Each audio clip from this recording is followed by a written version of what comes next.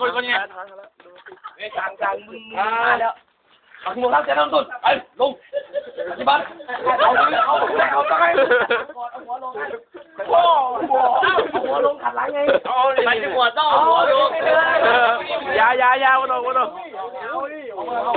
เนี่ยพ่อเลยมึงก่อนเห็นเลยเอามือขึ้นหนึ่งนับหนึ่ง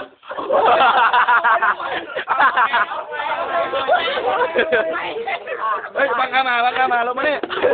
ใส่กิ๊กนับไหมเอาลงแล้วผ่าดี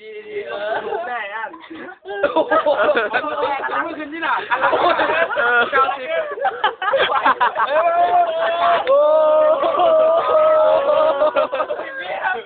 ขอ3 วิ5 วิอย่างเอา5 วิเอา5 วิ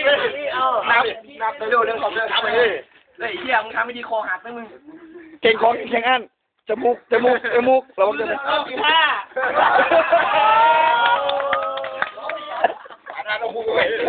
5